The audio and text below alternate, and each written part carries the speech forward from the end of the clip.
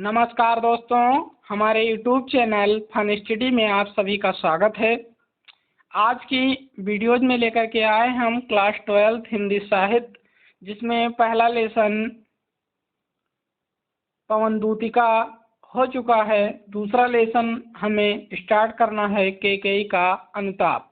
आज हम उनके पद्यांशों और उनकी व्याख्या का वर्णन सीखेंगे और पढ़ेंगे।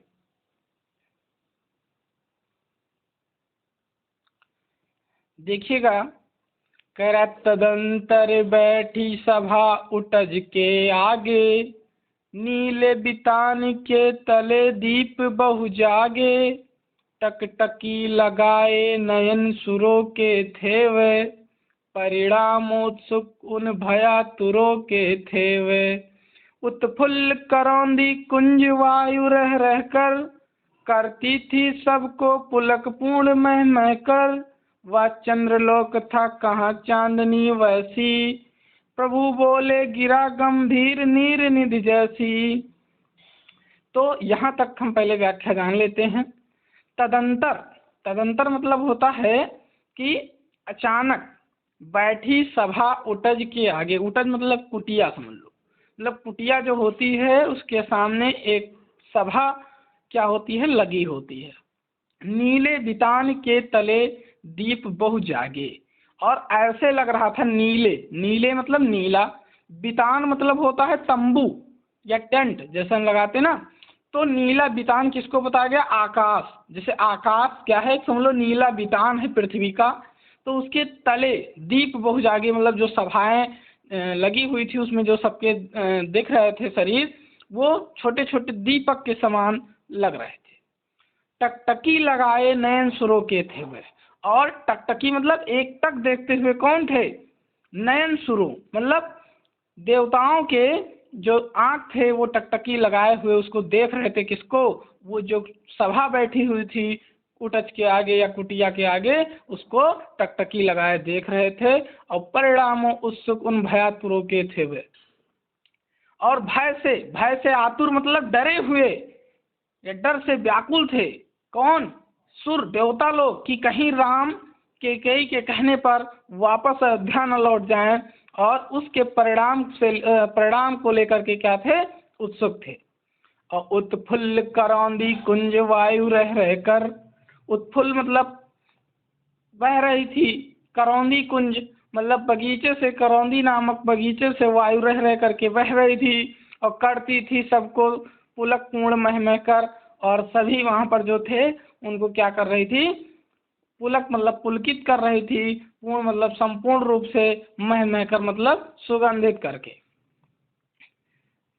वह चंद्रलोक था कहाँ चांदनी वैसी, मतलब चंद्रलोक, या मतलब चंद्रलोक किसे कहेंगे, चंद्रमा का लोक, मतलब वहाँ उतनी अच्छी चांदनी कहाँ रही होगी जितना उस समय वहाँ दिख रही थी। कहाँ, उस उटज के आगे जो सभा लगी हुई थी वहाँ ऐसी चांदनी बिछी हुई थी, वो जैसी चांदनी चंद्रलोक में भी ना हो।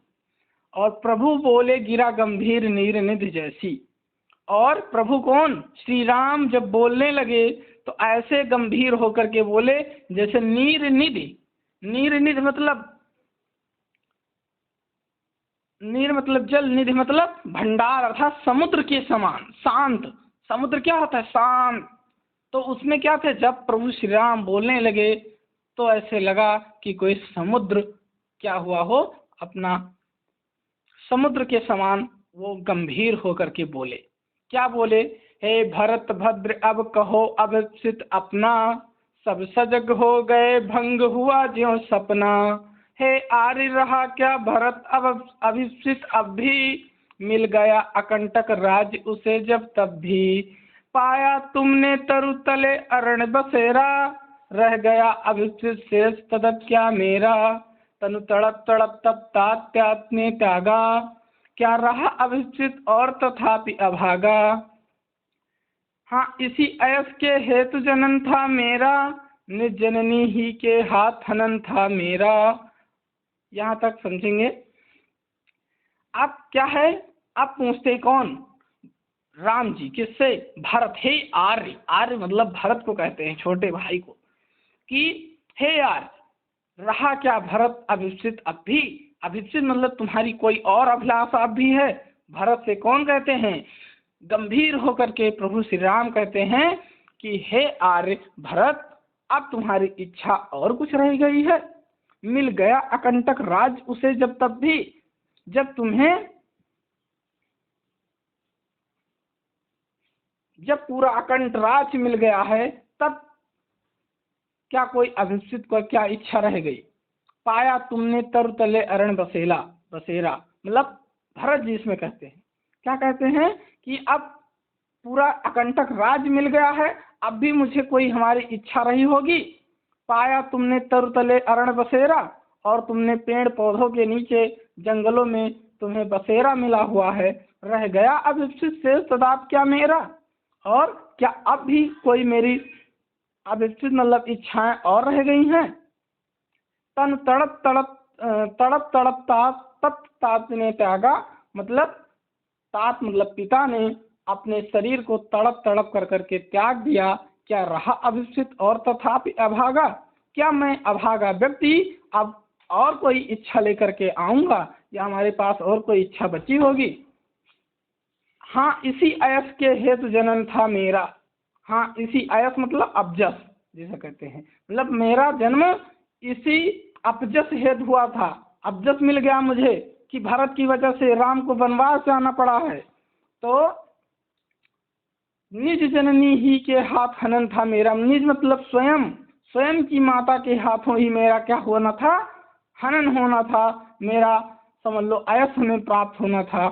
अब कौन अभिष्ट और आर्य किसका, संसार नष्ट भ्रष्ट हुआ घर जिसका, मुझसे मैंने ही आज स्वयं मुंह फेरा।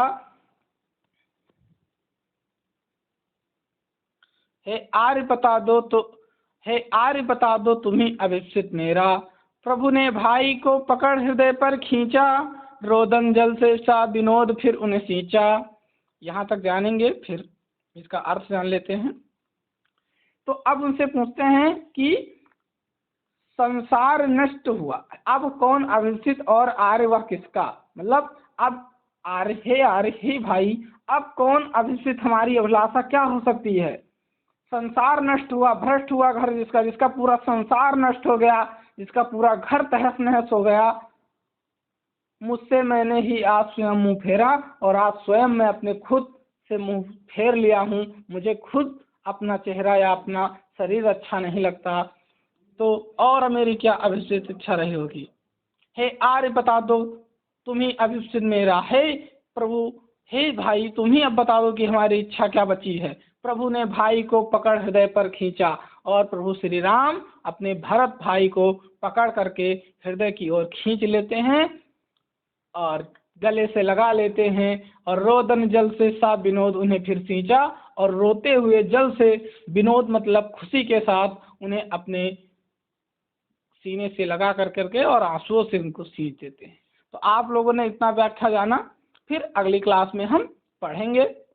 और जो पार्ट 1 का है वो प्लेलिस्ट में पड़ा हुआ है वीडियो, आप लोग देख लीजिए। कोई भी डाउट होता है तो तुरंत कमेंट करिएगा, हम फिर से उस पद्यांश को अच्छे से व्याख्या कर देंगे। धन्यवाद।